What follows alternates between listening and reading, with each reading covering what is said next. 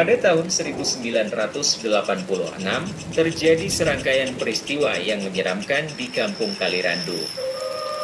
Kampung tersebut terletak di sebuah daerah pedesaan yang jauh dari pusat kota, dikelilingi oleh hutan lebat.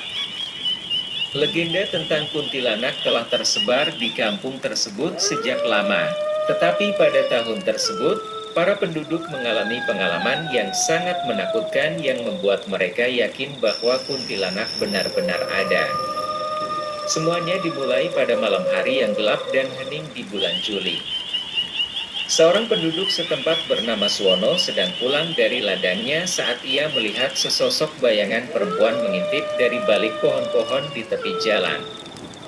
Wanita tersebut memiliki rambut panjang dan putih seperti kain kafan, dan matanya merah menyala. Suwono yang merasa ketakutan segera melarikan diri ke rumahnya, tetapi bayangan tersebut terus mengikuti dia dengan suara langkah kaki ringan. Keesokan harinya, Suwono bercerita tentang pengalamannya kepada tetangga dan penduduk kampung lainnya. Awalnya, beberapa orang tidak percaya, menganggapnya hanya cerita hantu biasa.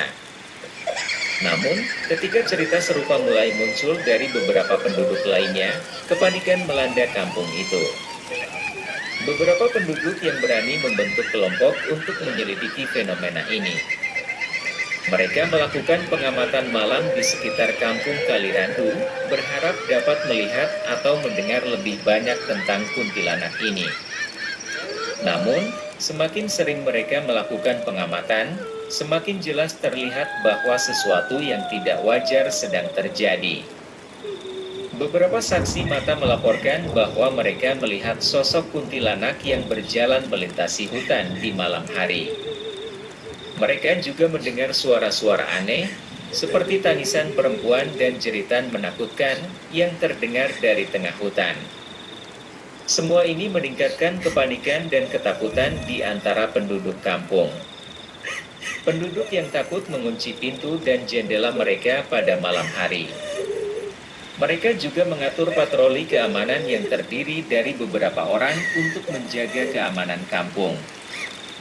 Meskipun tindakan ini memberikan sedikit kelegaan, teror kuntilanak terus berlanjut. Ini adalah bagian pertama dari kisah teror kuntilanak di Kampung Kalirandu tahun 1986. Kejadian-kejadian yang menyeramkan ini melanda kampung selama beberapa bulan, meninggalkan penduduk dalam keadaan ketakutan dan kecemasan yang mendalam. Bagian kedua akan melanjutkan kisah ini dan mengungkapkan apa yang terjadi kemudian.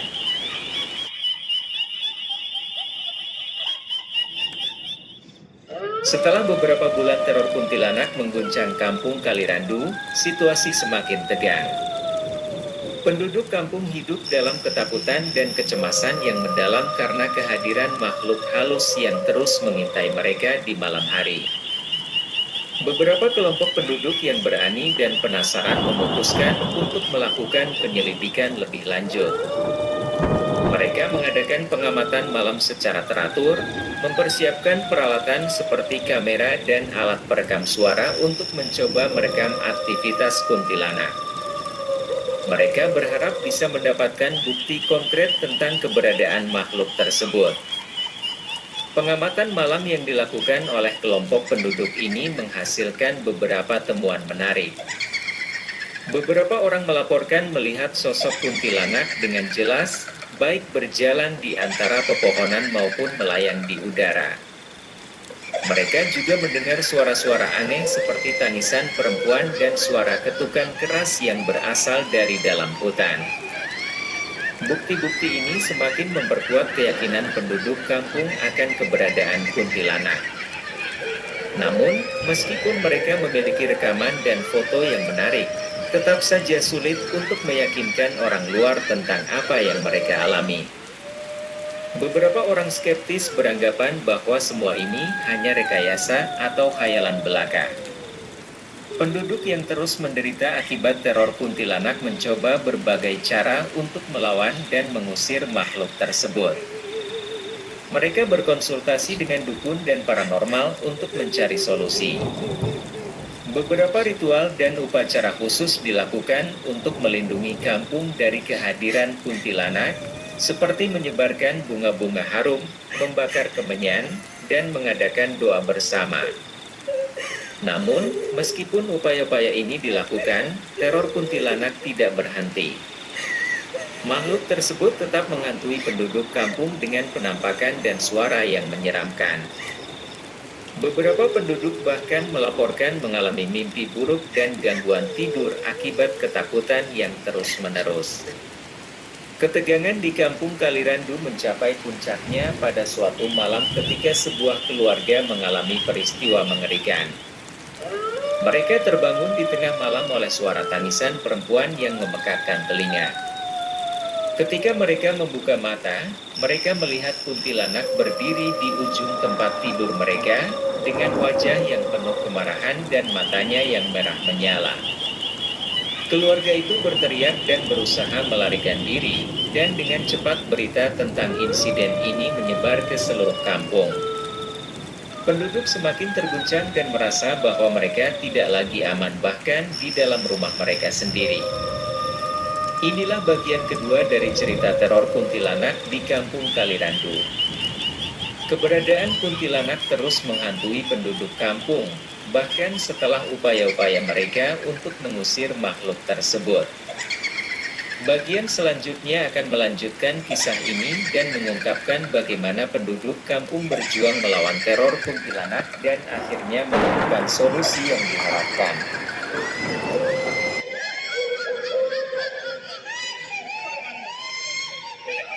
Penduduk kampung Kalirandu terus hidup dalam ketakutan dan kecemasan yang mendalam akibat teror kuntilanak yang terjadi pada tahun 1986.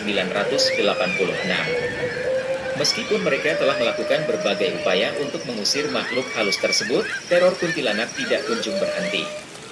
Ketika situasi semakin memburuk, beberapa penduduk kampung memutuskan untuk mencari bantuan dari pihak luar. Mereka menghubungi paranormal terkenal dan ahli spiritual dari kota terdekat untuk meminta saran dan bantuan dalam menghadapi kuntilanak. Ahli spiritual yang datang ke kampung Kalirandu mengadakan serangkaian ritual dan upacara khusus untuk mengusir kuntilanak. Mereka membakar kemenyan, memanjatkan doa, dan menggunakan mantra-mantra khusus untuk menenangkan dan mengusir makhluk tersebut. Selama ritual berlangsung, suasana di kampung terasa sangat hening dan hikmat. Penduduk kampung mengikuti instruksi ahli spiritual dengan penuh harap dan keyakinan. Mereka juga menjaga solidaritas dan mendukung satu sama lain dalam menghadapi teror kuntilanak ini. Mereka saling berbagi cerita, memberikan dukungan moral, dan berusaha untuk tidak membiarkan ketakutan menguasai mereka sepenuhnya.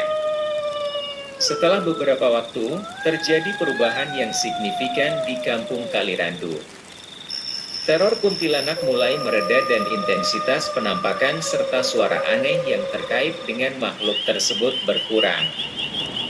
Penduduk merasakan adanya kelegaan dan perlahan-lahan mulai mendapatkan kembali ketenangan mereka.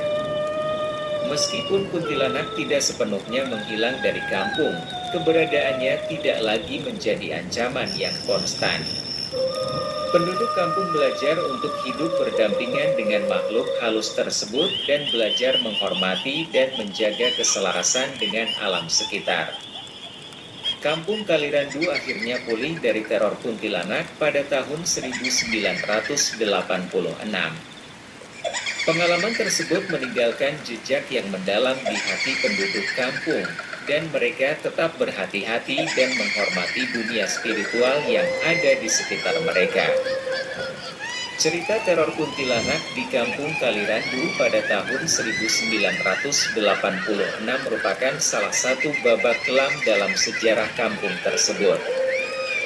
Kisah ini mengingatkan kita akan keberadaan mitos dan legenda yang tetap menjadi bagian penting dari budaya kita dan berdampingan dengan realitas sehari-hari.